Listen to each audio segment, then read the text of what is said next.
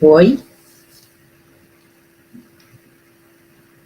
começamos agora mais uma live dos 7 melhores doces de Pelotas. Alô para a turma do Facebook, do Instagram e do YouTube. Muito obrigado, é um prazer enorme estar aqui falando para vocês sobre os doces de Pelotas, daquela tradição doceira de Portugal. Essas receitas todas vieram para cá pelos portugueses quando migraram para o Brasil. Então, trouxeram essas receitas para nós. Eu tenho aqui, muito interessante, vocês estão vendo aí atrás esses livros. Essa prateleira aqui, primeira, é tudo livro de doces, que vai comprando, vou me adquirindo para me familiarizar com as maneiras de fazer doce, para pegar subsídio, para adaptar a receita, leva os mesmos ingredientes, mas cada um, como naquele vídeo do Mário Magalhães, ele diz que não existe uma receita do doce de Pelotas, porque cada doceira adapta a sua. É o caso que a gente vai fazendo. Ele vai adaptando, vai melhorando, vai estudando e consegue a receita melhor. Hoje nós fizemos o doce aqui. Hoje a aula foi sobre fatias de Braga. Esse doce é tradicional de Pelotas, porque ele é a receita portuguesa. Hoje o nosso doce foi aqui, fatias de Braga. Acho muito bonito esse doce, ele fica lindo e também muito gostoso. Feito com amêndoas. Tá? Até eu tenho aqui uma receita de doce de amêndoa que saiu numa 0 hora de 2002, que era aqui, ó, sobre a Fena Doce. E sai essa receita do doce de amêndoas aqui, que é a minha receita que eu faço. Sem querer, porque eu já faço a receita há bastante tempo, não é agora, sem querer, eu já trabalhava há 5 anos fazendo esse doce, e sai a mesma receita com os mesmos ingredientes que eu uso, que essa receita é retirada do livro de receitas portuguesas. E também descobri hoje, pesquisando aqui nas minhas receitas, esta Cláudia Cozinha, de 2006, que fala sobre doces portugueses. Então, conta a história aqui também. Por que Portugal tem essa tradição doceira? Porque antigamente, quando as cidades eram fundadas, a primeira coisa que se construíra era uma igreja, e do lado desta igreja tinha um convento. Aí, com o passar dos anos, esses conventos foram crescendo, a quantidade era enorme, eram grandes, porque eles tinham... O que acontecia? Quem é que frequentava esse convento? Tinha as freiras, assim vamos chamar, né? Que moravam lá. E também muitas moças que ficavam solteiras, que não casavam, levavam o seu dote para o convento. Porque antigamente toda noiva tinha um dote. Era terras, era casas, era terrenos, a moça levava este dote para o casamento. No caso dessa moça solteira, ela levava para o convento. Viúvas também iam para o convento, porque não podiam ficar sozinhas, às vezes viúva, porque tinham muitas guerras, muitas revoluções, e aí os maridos morriam, elas ficavam viúvas jovens, também levavam o doce para o convento. Então, circulava muito, tinha bastante fartura no convento. Então, aí começaram a fazer, porque aí os conventos se tornaram quase um hotel, hospedavam reis, gente da nobreza, da alta aristocracia, ia para lá, como tinha bastante gente de dinheiro que morava lá. Uma forma, a gente sabe que os doces se originaram, esses doces dos conventos, porque usava clara numa mistura para engomar a roupa. Sobravam as gemas. E essas moças de famílias ricas, abastadas, levaram as suas receitas para os conventos. Então, começaram a fazer essas receitas finas, esses doces finos eram feitos no convento. Aí, então, começou a ficar famoso, até dizem, tem uma lenda que conta que o chá inglês das 5 da tarde, aquele chá famoso, foi que a rainha Maria foi a Portugal, se hospedou no convento e viu esse hábito de comer doce aquela hora daquele chá e levou isso para a Inglaterra. É uma lenda, não sei se é verdade ou não é, mas daí que surgiu a tradição do chá inglês. Bem, então, tinham esses conventos começaram a se desenvolver mais entre o século XV e o século XVII, porque já no século XVIII, por aí, do século XV ao século XVIII.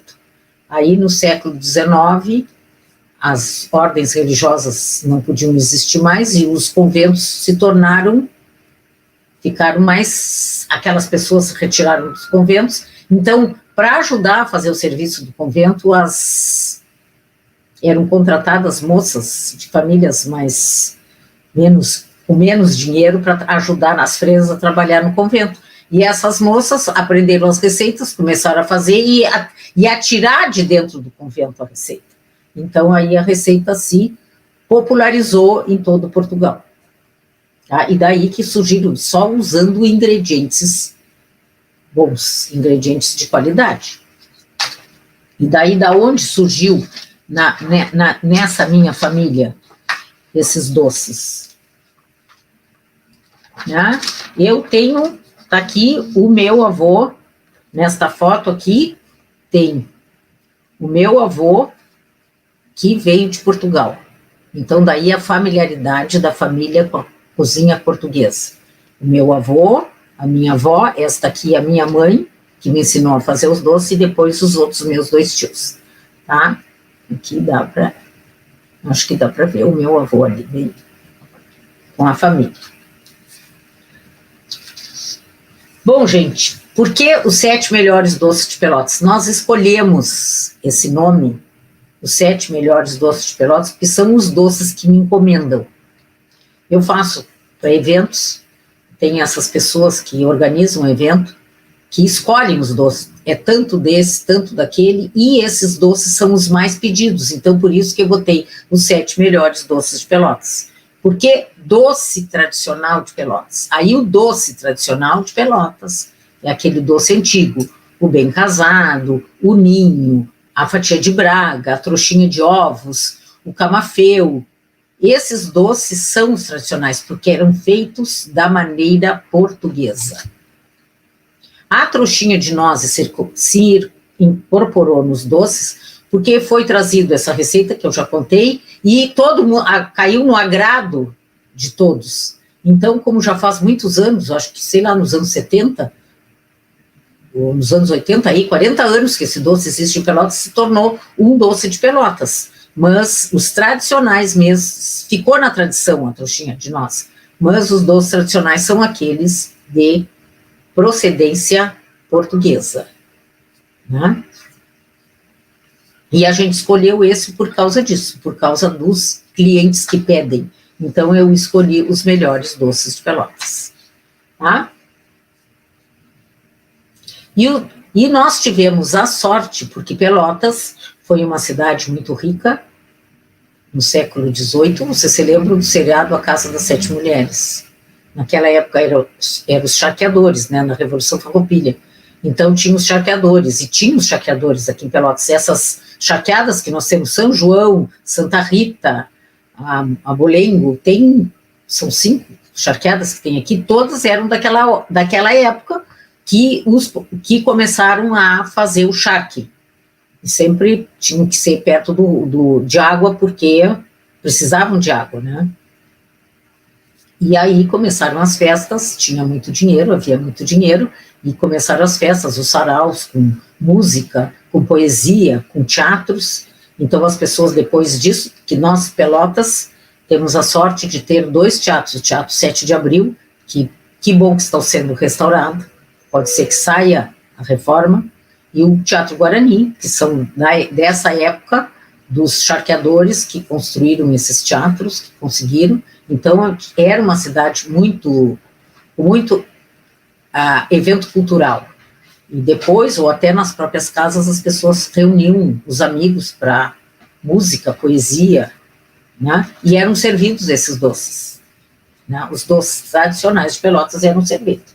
Então, tivemos a sorte que foi reconhecido pelo IFAM os casarões em torno da Praça Coronel Pedro Osório, que é a praça central da cidade, e mais o doce de Pelotas como tradição da cidade. Os dois saíram, o IFAM reconheceu, e saíram no mesmo dia. Esta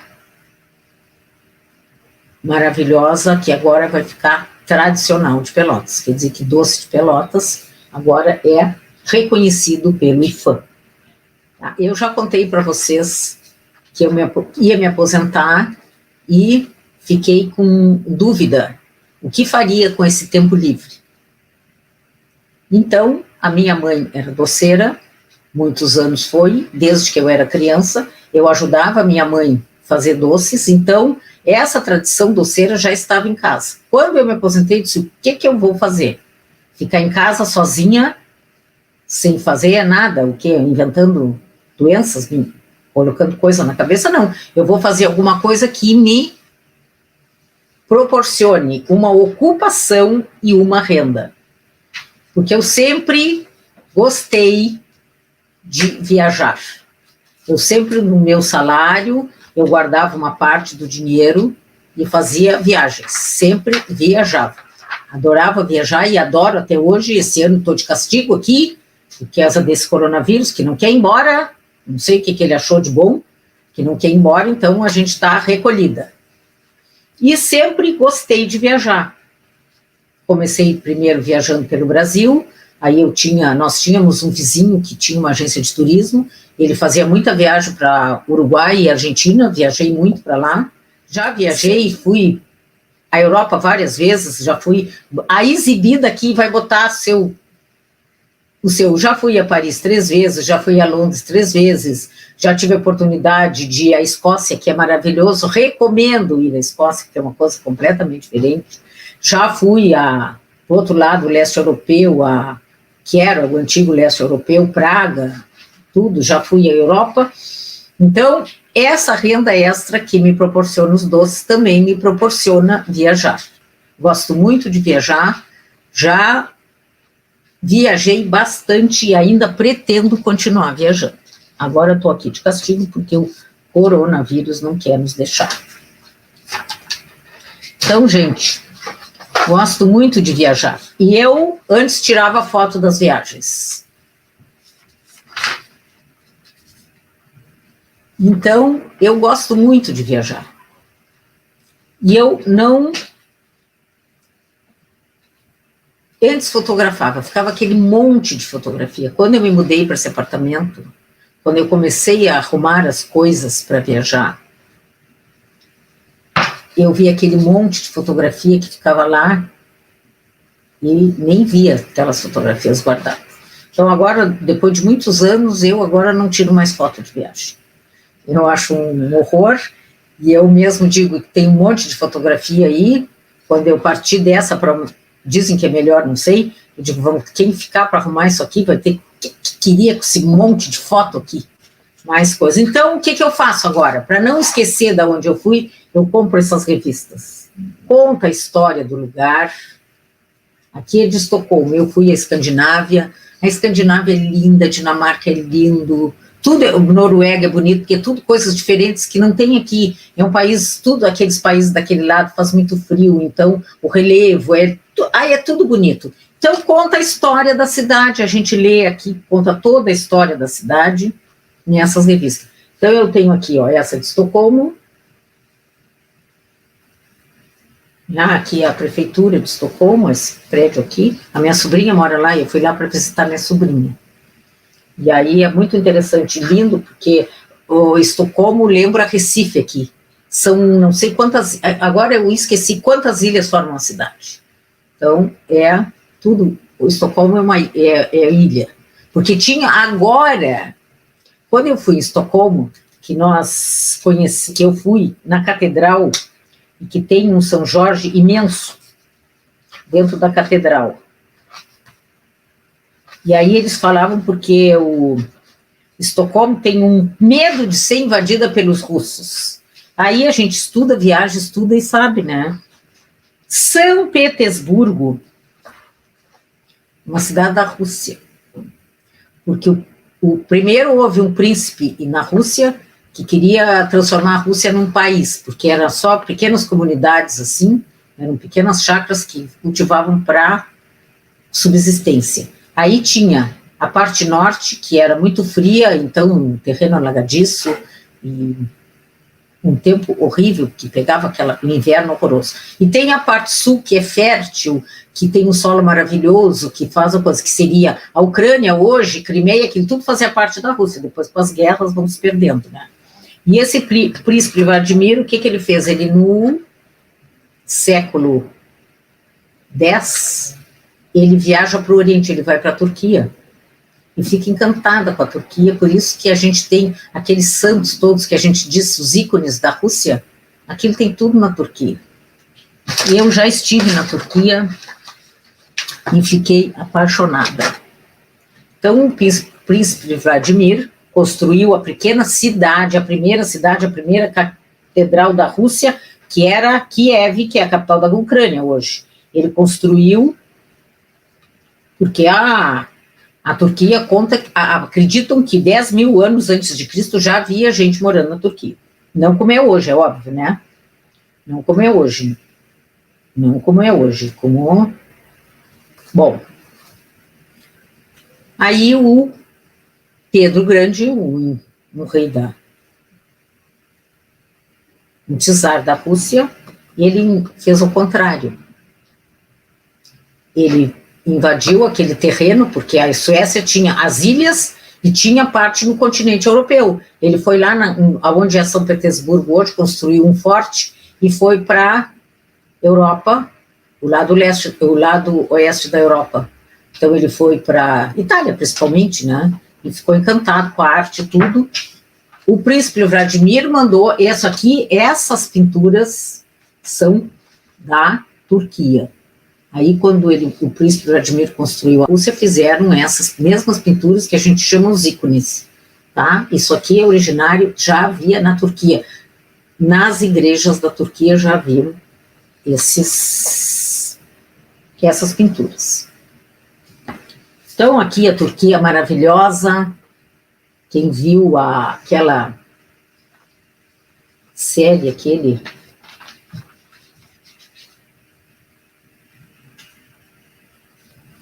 aquela novela Salve Jorge, né, que se passa na Turquia. Por que é Salve Jorge? Porque São Jorge, vou contar para vocês histórias de viagem. São Jorge nasceu na Turquia. Não tem uma igreja na Turquia. Procurei São Jorge na Turquia, não achei nem um cartão postal de São Jorge. São Jorge era turco. Assim como a lenda do Papai Noel também.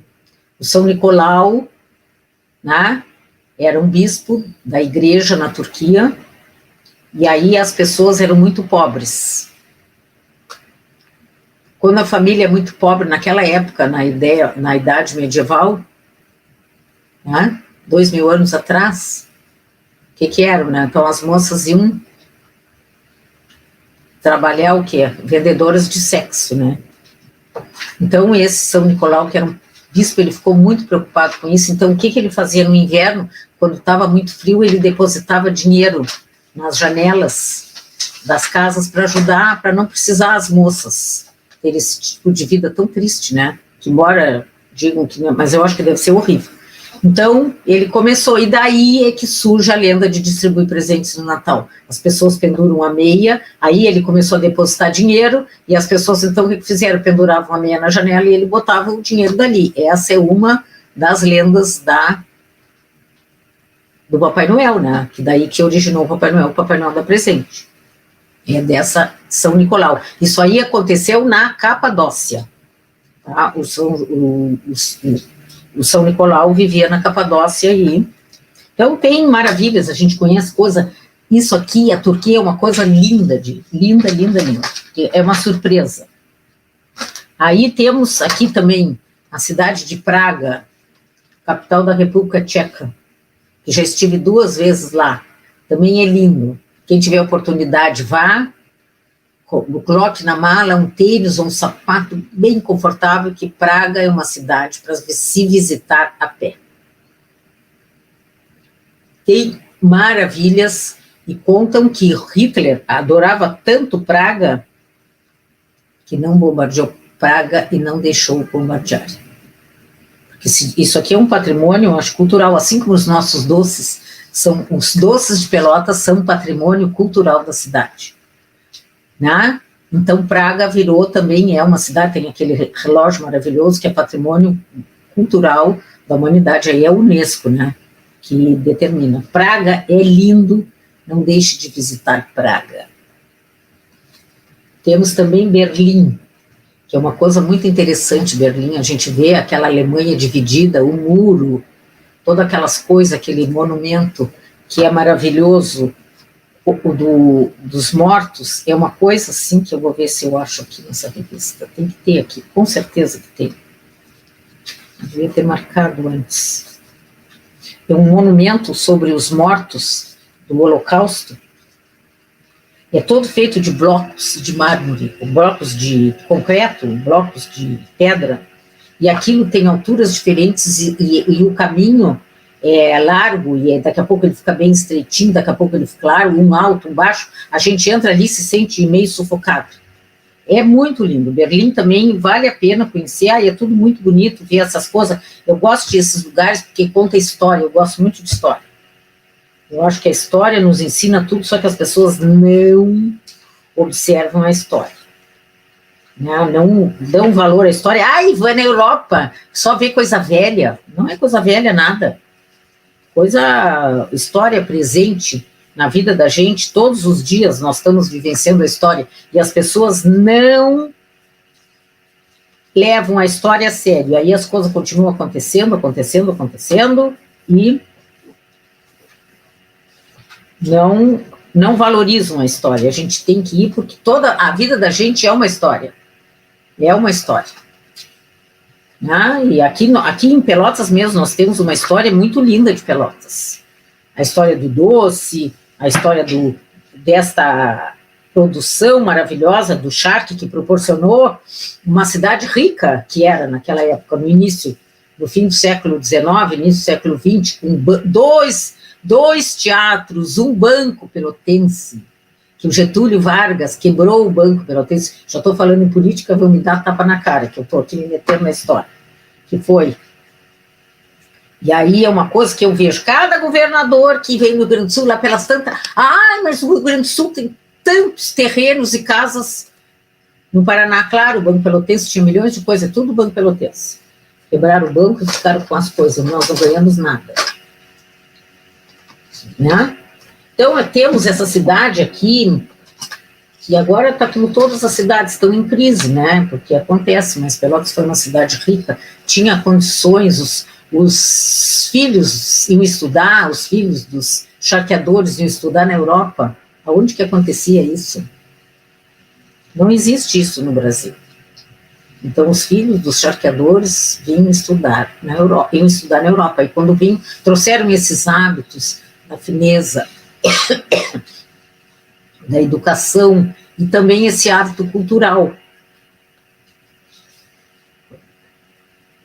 Esse hábito cultural dos teatros, dos saraus nas casas das pessoas. Tem um livro que conta a vida da Maria, da princesa Maria, estou louca, da princesa Leopoldina. Bom, me veio à cabeça, porque a princesa Leopoldina era austríaca e era sobrinha da Maria Antonieta, imperatriz da França. E aí a coisa que a princesa Leopoldina mais estranhou, que chegou aqui, Brasil colônia, não tinha nada, não tinha teatros. E lá o pai conta a história que o pai da princesa Leopoldina foi um grande incentivador do Beethoven. Olha aí aonde que a gente está.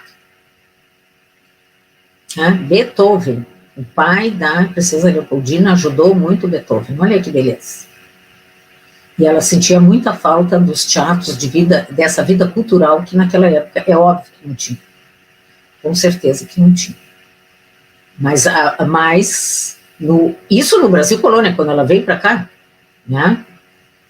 Mas aqui em Pelotas a gente tem, mas isso já no finalzinho do século XIX e no início do século XX, que começaram essas charqueadas, vieram para cá e aí começou a se desenvolver, havia muito dinheiro, então podiam proporcionar isto para os moradores da cidade. Era uma vida que tem uma história que uma das vezes que o Getúlio Vargas, em campanha política, veio a Pelotas.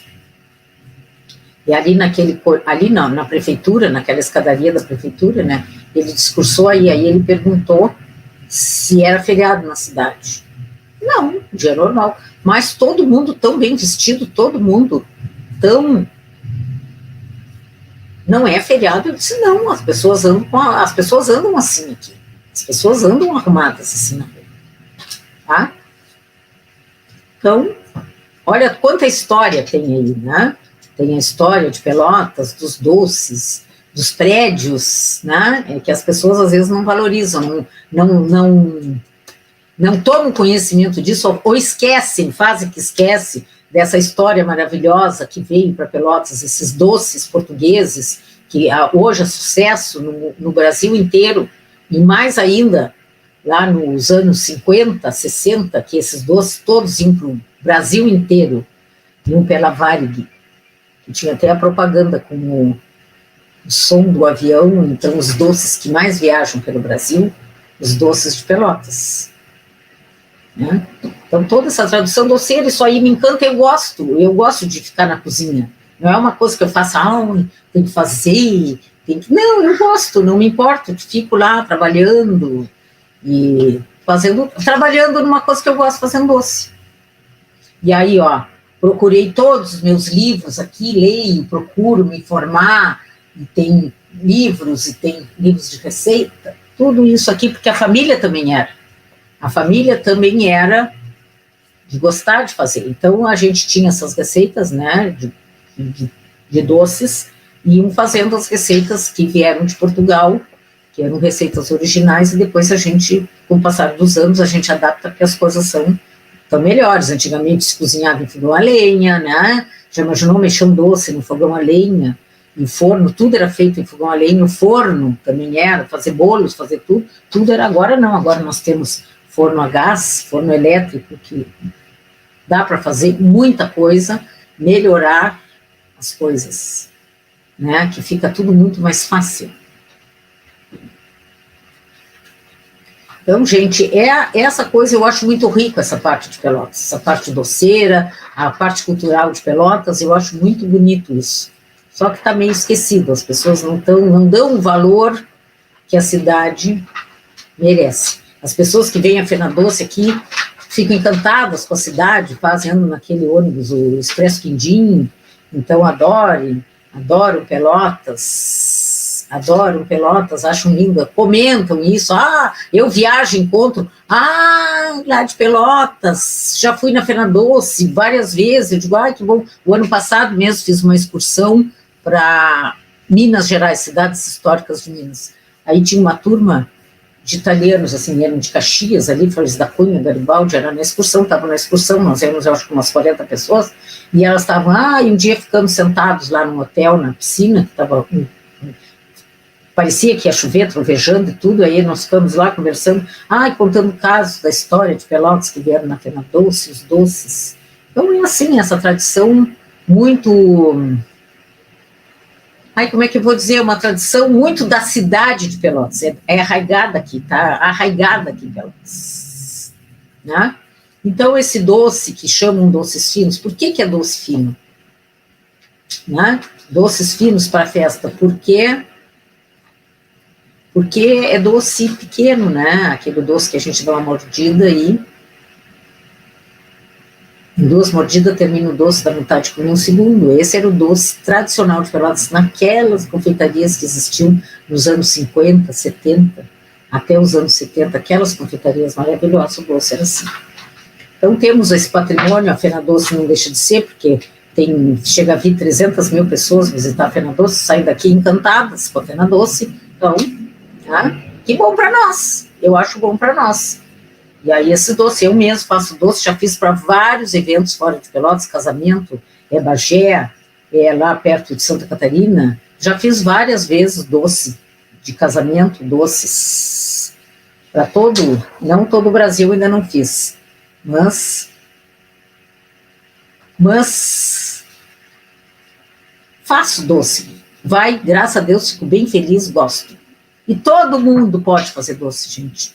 Vocês viram as aulas? Quem está assistindo as aulas está vendo que não tem nada, não tem bicho de 7 cabeças. É tudo feito com o que tem em casa, só que eu separo. Eu não misturo o que é de salgado com doce. É a única. Olha, a recomendação que se dá para quem faz doce. Se é pesado, 500 gramas de açúcar, tem que ter uma balança para pesar 500, para medir os 500 gramas. Porque eu não posso botar açúcar demais que o doce vai ficar ruim. Tem que botar a xícara, então tem que usar aquela xícara padrão para a receita dar certo. Todo mundo é capaz, é só ter boa vontade. Nas primeiras vezes vai errar, e depois a gente vai fazendo e com o tempo vai acertando.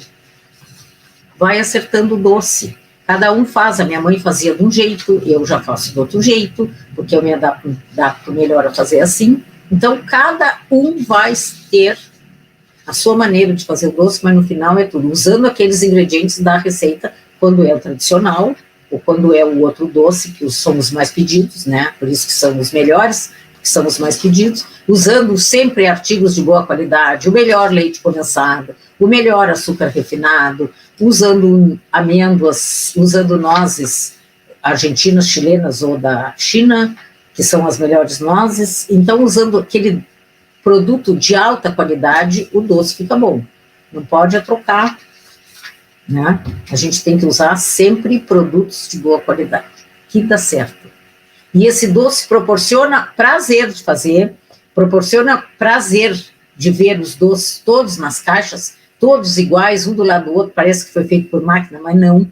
Foi feito manualmente, um por um, e a gente pega 5 vezes o mesmo doce, trabalha um por um, umas 5 vezes. Por exemplo, o camafeu, faz a massa, enrola o doce, passa a cobertura, depois corta os excessos da cobertura, aí bota no papel 5 vezes, cada doce é manuseado 5 vezes, e fica aquilo tudo bem feito, tudo maravilhoso, né? Então, esses são os doces de Pelotas. Tá? Aqui, eu mando doce para Porto Alegre, porque vai pela rodoviária. Eu nunca mandei doce, quando vai para esses eventos, no caso da pessoa se interessar dos doces, eu mando, vai pela rodoviária, o doce vai pelo ônibus. Aí tem que ser essas linhas de ônibus aqui à volta de Pelotas. Porque aí, se chega em Porto Alegre, a pessoa tem que retirar, né? Eu faço doce, já fiz várias vezes para Porto Alegre, aí eu aviso, ela me diz lá na rodoviária que horas que vai, qual é o ônibus que vai, eu aviso para a pessoa. Agora não, porque o ônibus está reduzido de horário, não dá. Mas eu telefono para a pessoa, olha, vai chegar a partir de tal hora, já está aí na rodoviária, pode pegar. Agora sim, para mandar para Santa Catarina, aí já é problema. Aí não tem ônibus direto aqui para Santa Catarina. Eu sei de uma pessoa que fez doce e mandou bem casados para o Rio de Janeiro de ônibus, porque aí tem ônibus direto, tá? Aí tem o ônibus que, tendo o ônibus direto, manda para o lugar que aí a pessoa está avisada, retira na rodoviária, tá? Então, gente, é tudo isso aí. Então, sempre divulgando, eu comecei, já contei, vou repetir de novo, aquele famoso comércio Formiguinha, que distribui doce, é uma pessoa da família faz aniversário, de surpresa leva doce, uma pessoa, o vizinho está de aniversário, olha, a minha vizinha, vou lá, leva uma caixinha de doces, um presente, e aí vai indo. Como dizia minha mãe, esse comércio de boca a boca, quando chega, as pessoas estão encomendando. Né? Para a pessoa que recebe, olha, avisa que recebeu o doce, se gostou, estamos fazendo agora. Então, é tudo isso aí. Esse doce me proporcionou todas essas viagens, esse meu apartamento cheio de coisa de antiguidade, coisa que eu gosto, tudo pelos doces. Claro, e aí não tem quantidade. Agora, até hoje, esse sábado foi muito bom esse final de semana, porque desde que começou o coronavírus, tudo parado, né? Agora, esse fim de semana, um monte de gente encomendou doce. Trabalhei bastante esse fim de semana. Aí as pessoas, quantos doces eu posso encomendar? Quantos tu quiseres. 20, 30, 40, 50, a quantidade que quiser. Né? A gente tem, como eu já disse para vocês, eu faço a massa do doce. Fiz aquela quantidade. Sobra massa, arruma, bota no freezer. Aí eu sempre tenho massa. Então a pessoa telefona, olha, me telefonou uma moça quinta-feira, depois da live, 7 horas que ela ligou, que queria doce para levar para Santa Vitória. Ela ia na sexta-feira às 4 da tarde.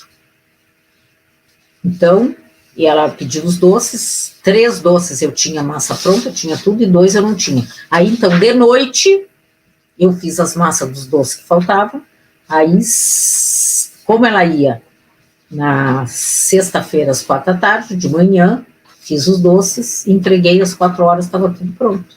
Por isso que é bom no freezer, porque aí a gente não perde cliente. Se eu não tivesse no freezer, eu ia dizer para ela, olha, infelizmente não posso te atender, porque eu não tenho, teria que fazer a massa, aquela coisa, né? Deu tempo, né? E deu para fazer os doces. Em menos de 24 horas, eu vendi 75 doces.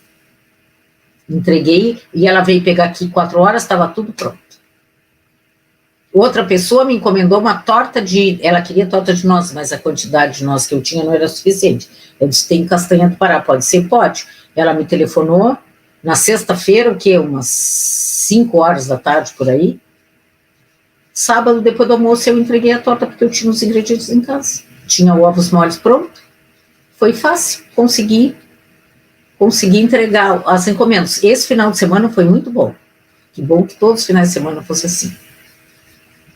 Porque antes eu fazia muito doce, olha, fim de semana, porque tinha festas, formaturas, na época de formatura, tudo, olha, tinha as promotoras de evento, diziam o nome para quem era, porque às vezes chegava a encomendar para 3 festas, por favor, me escreve na caixa o nome do formando para, na hora de distribuir no local da festa, não dar confusão, né? Então, era assim, a gente, olha, trabalhando direitinho, como eu digo, o dinheiro do doce, eu quero juntar dinheiro para o doce porque eu quero comprar um carro. Então, bota numa conta do banco, o dinheiro dos doces só paga a despesa dos doces. O resto, né, sai do outro, se a pessoa é aposentada ou tem outra função, sai dali. Os doces é para isso, junta o dinheiro e compra o carro. Porque a gente tendo dinheiro na mão, a gente barganha preço, né? Sim. Agora, quem quer conhecer os 7 doces de Pelotas? Quem quiser conhecer, cadastre-se no nosso site, 7docesdepelotas.com.br. Lá vai ter todas as instruções, vai ficar cadastrado, e também assista as nossas lives no YouTube e no Facebook, os 7 doces de Pelotas. E no Instagram, @7 doces de Pelotas. Estamos lá com as nossas... E se cadastrando no nosso site, assiste as lives, assiste toda a história do doce de Pelotas, todos os vídeos que fizemos sobre a história do doce de Pelotas. É muito interessante, tem até um historiador pelotense que fala sobre os doces. Entra na nossa página e recebe todas as informações que tem aí na nossa página, tem um e-mail, e escreve ali no e-mail, manda um e-mail perguntando para tirar dívidas, e a gente, todas as dúvidas, e vai recebendo e-mails a respeito dos 7 melhores doces de Pelotas. Tá? Os 7 melhores doces de Pelotas, com e-mail, vai indo todas as informações, tudo. Agora mesmo já tem, as pessoas que estão fazendo o curso mandam mensagens que não estão, tem dúvidas sobre o doce, como é que faz, é assim ou é assado? Não, a gente já responde na hora, vai tudo direitinho, tá? Então, hoje, fizemos fatia de Braga, que é esse doce aqui, ó, lindo, de amêndoas, ovos, açúcar, maravilhoso, fino, bonito, e lindo. Não esquecendo que é um doce português. Esse aí é doce tradicional de Pelotas. Tem, como eu já expliquei, o doce tradicional. O nosso site não é os tradicionais doces de Pelotas, não. São os melhores. Porque entre os meus clientes, os mais pedidos, nós fizemos uma avaliação, os mais pedidos nós escolhemos. Gente, não esqueçam, doce português tradicional, açúcar, água e ovos. Todos os doces são assim. Não se esqueçam que nos conventos, para engomar a roupa, né, fazia um preparado, botava clara de ovo. E aí o que fazia das gemas? Então fazia doce. Daí surgiu o ninho, surgiu os fios de ovos, surgiu a trouxinha de noz, surgiu o quindim por causa da fartura de gemas. Porque quindim é uma adaptação brasileira. Quindim é uma adaptação brasileira de um doce português que era feito com amêndoa. Quando os portugueses trouxeram o coco para cá, que vem da Indonésia, que se adaptou muito bem e ficou tudo, então substituíram o amêndoa do quindim por coco, então aqui no Brasil faz quindim com coco. Isso aí, né? Então esses aí fazem parte, a gente escolhe dos melhores doces de Pelotas, porque são as minhas clientes que escolheram. Estamos encerrando a nossa live. Muito obrigado. Para mim é muita satisfação de fazer a live. Gosto muito de fazer. Obrigado.